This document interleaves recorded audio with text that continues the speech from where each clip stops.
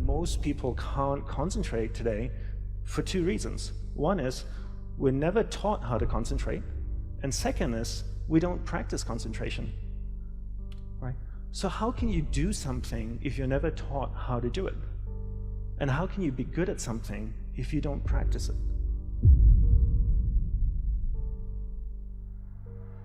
People tell us to concentrate, but they don't tell us how to. And I got told to concentrate all the time.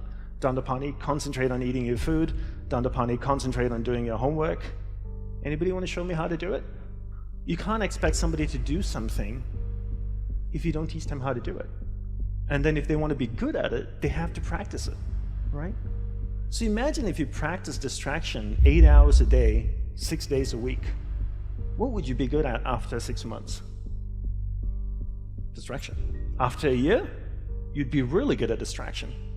After a year and a half, you'd be an expert at distraction. You'd write the New York Times bestseller on distraction. TEDx would invite you to come and give a keynote on distraction. You'd get on stage, you'd be so distracted you forget what you were supposed to talk about. Right? That's how good you are. All right? But the truth is, we don't practice distraction 8 hours a day, 6 days a week. The truth is, we probably practice it more like 16 hours a day, 7 days a week. The average person sleeps, what, 7 to 8 hours, to say, roughly. So we're awake for about 16 hours of the day.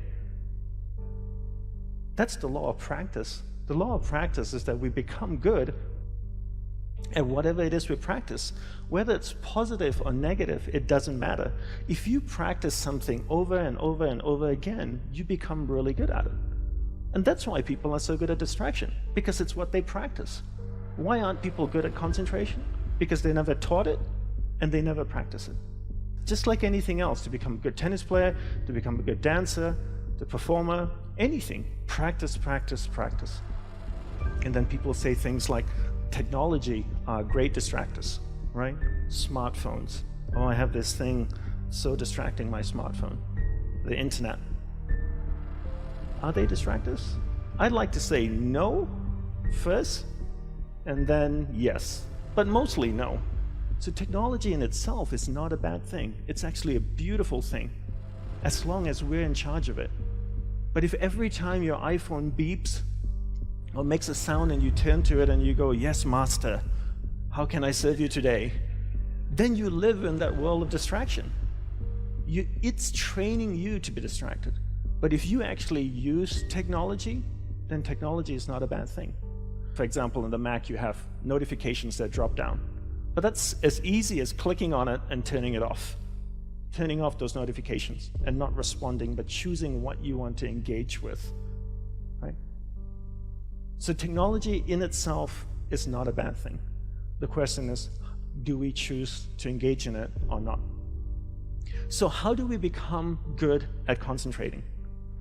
We start by understanding the mind, right? All of us have a mind. It's the most powerful tool in the world. It built a smartphone, it's put machines that drive itself on Mars, yet there's no manual for the mind, right? When was the last time you saw a manual for the mind?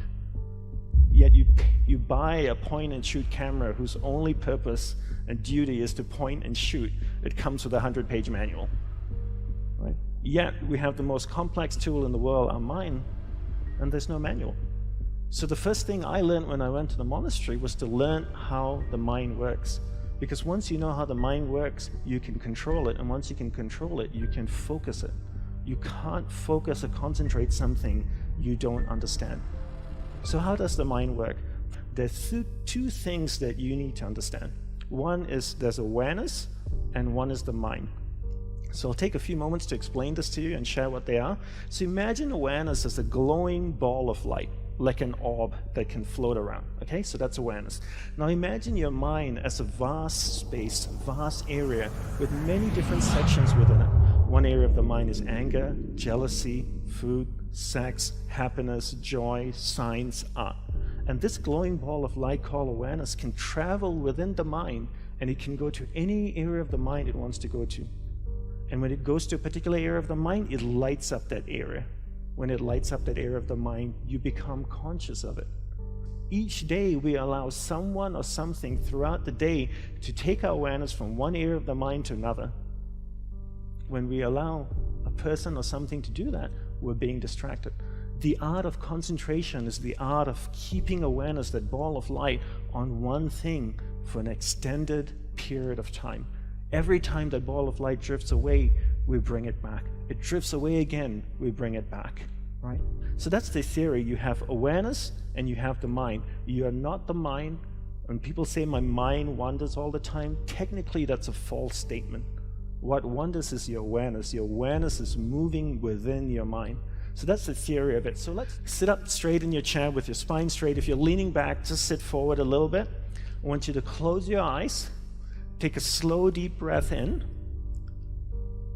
and I want you to become aware of the room. Become aware of the chair that you're sitting on. Become aware of any sounds you might hear, the sound of my voice, the humming of the projector or air conditioning. That was a very simple exercise to prove two things to you. One is there's a clear separation between awareness and the mind. And second is you can actually take your awareness and move it to any area of the mind that you want it to go to. Because you just allowed me to do that.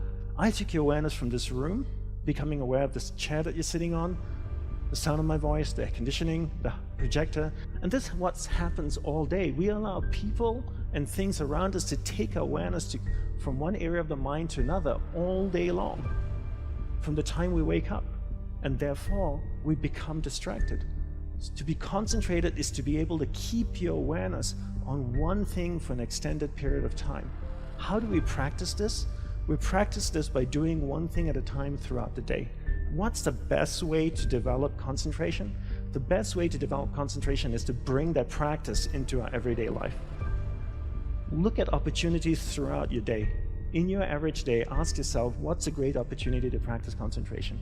Every time you speak with your spouse or your partner, keep that ball of light, that awareness on that person. It drifts away, bring it back. It drifts away, bring it back. The more you practice this, the more you become better at concentration. When you're able to concentrate, you're able to focus all your energy into a single given point. Life is a manifestation of where your energy is flowing. And if you can't concentrate your energy, the things that you want to manifest in your life becomes very, very challenging. So learn to concentrate by doing one thing at a time. Bring this practice into everything that you do throughout the day. Make it a part of your life. Practice, practice, practice. Keep bringing awareness back and keep it focused on one thing at a time. Be unwavering in your focus. Proceed with confidence, because life is meant to be lived joyously. And it all begins by learning how to concentrate and staying focused.